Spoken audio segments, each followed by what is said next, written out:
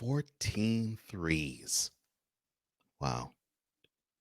This is going to be a good Throwback Thursday special. Cole Sports presents on the Daily.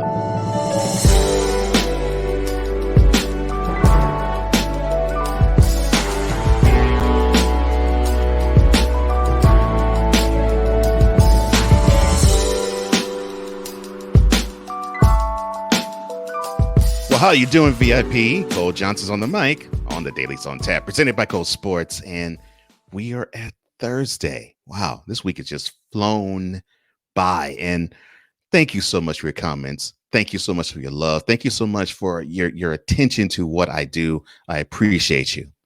And before I actually get going, I had to say that to you, VIP. Thank you so much. It's because of you this show exists. And this is Thursday. It's Throwback Thursday style. And we're going to throw back to not too far of a time. Actually, we're only going back 2 years. What do I mean? Well, I'll tell you on the other side of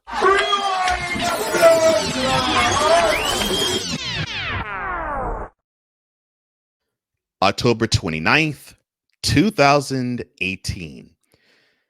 Now, I know you're saying, wait a minute, Cole. This isn't really a throwback. I mean, you're only going back 2 years. Yeah, I am going back 2 years, but something of historical significance happened 2 years ago on this date, and that would be the Golden State Warriors' Klay Thompson, number 11 in the blue and the mustard, surpassed Stephen Curry in number of threes made in a game with 14. So the scene of the crime, thank you, Brian Snow of Snowman in the Morning, as he says. And he might dislike where I talk about this scene of the crime. United Center, Chicago, Illinois. Evening game, and I'll set the scene for you a little bit. So the Warriors were on a 5-game road trip to the East Coast, basically. And so they played Eastern Conference teams, and their last stop was in Chicago. Mind you, Klay Thompson, during that time, was he on? Did his shot fall? I mean, he couldn't hit the broadside of a barn. You've got to be joking me. I mean, it was as if the iron was unkind. You for real? I mean, it was as if he just simply could not find the range. This whole thing stinks to high heaven. Well, that's what Klay said all throughout the beginning of the 2019 season. Things were just not going his way. Things weren't falling, and it just simply didn't happen for him. And the season started roughly 2 weeks before, until that particular night in Chicago, 2018.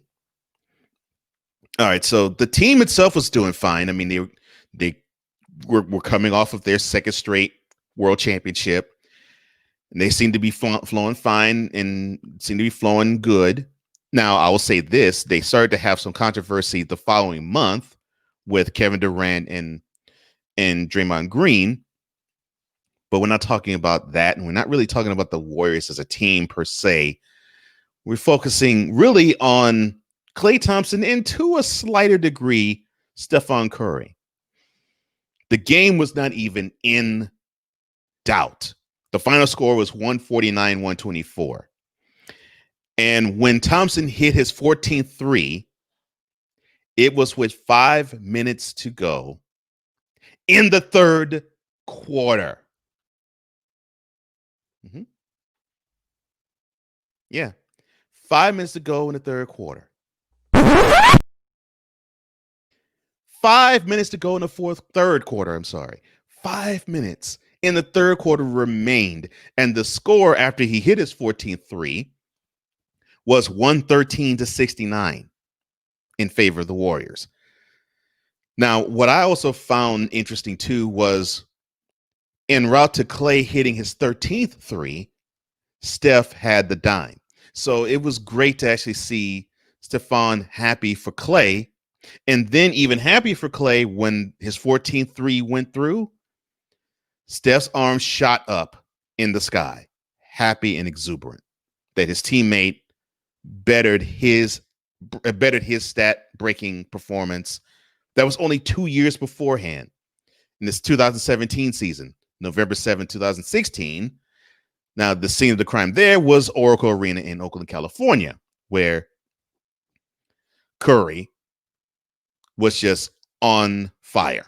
46 points, 13 threes made. And to me, that game was an exclamation point to him being the greatest shooter that we all have ever seen. This particular game by Thompson, to me, was an exclamation point as to a comment that was made by one Mark Jackson, the former Warriors head coach, now one of the two color men on ABC's Sunday afternoon games when they normally have them in the spring and early summer on ABC. And he said back in 2012, when he looked at these two practice, quote, Stephon Curry and Klay Thompson are, without question, the greatest shooting backcourt in the NBA history. Close quote. Mark Jackson said back in 2012, quote, Stephon Curry and Klay Thompson are the greatest shooting backcourt in NBA history. Now, when NBA fan heard this, what was their response?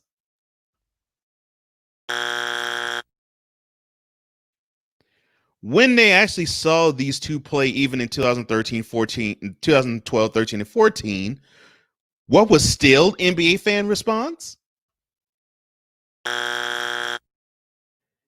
Then in 2016, when Thompson hit over 300 threes and and Steph hit over 400 threes, what was their response to the NBA criticizing them and the NBA fan criticizing them?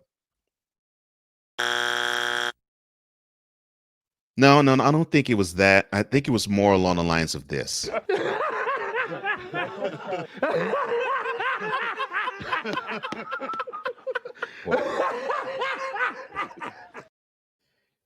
It looks like all those years ago, Mark Jackson was right. And how could we doubt him? I mean, the guy knew basketball, came from New York, was part of the Knicks team right before they really started to take off in the early to mid 90s.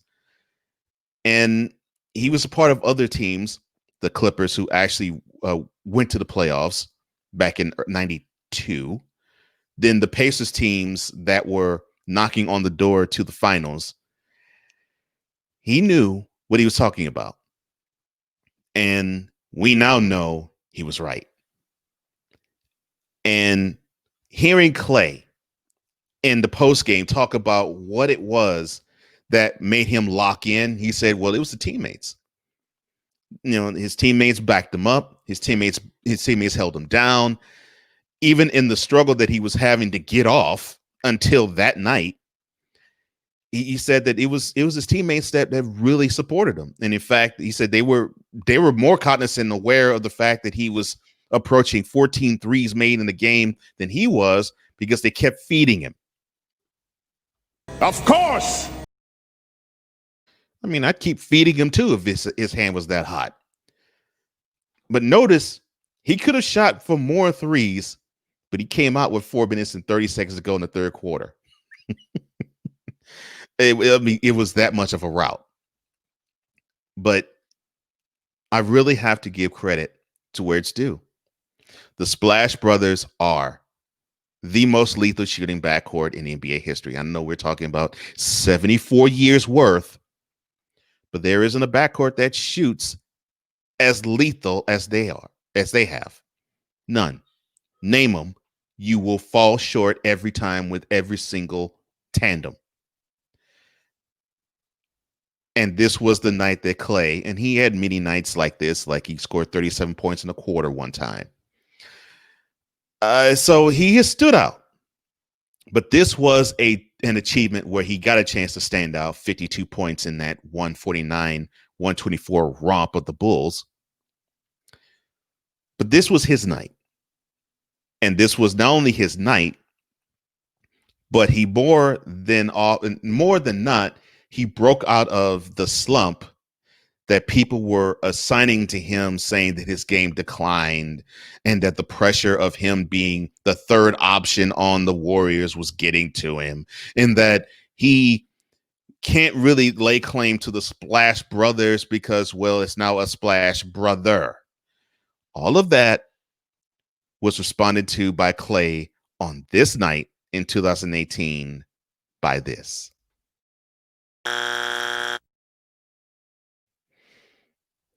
Sometimes all you got to say is scoreboard and trust the process.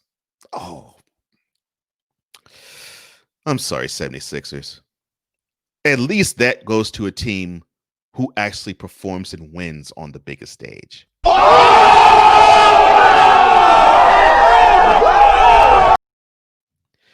Congratulations, Klay. You're one of the greatest shooters we've ever seen in NBA history. Heck, you even have a 3-point shooting contest championship to prove it from All-Star Weekend. But this night in 2018, you said to the rest of the NBA world, I too belong as one of the greatest shooters to ever set foot and step foot on an NBA deck.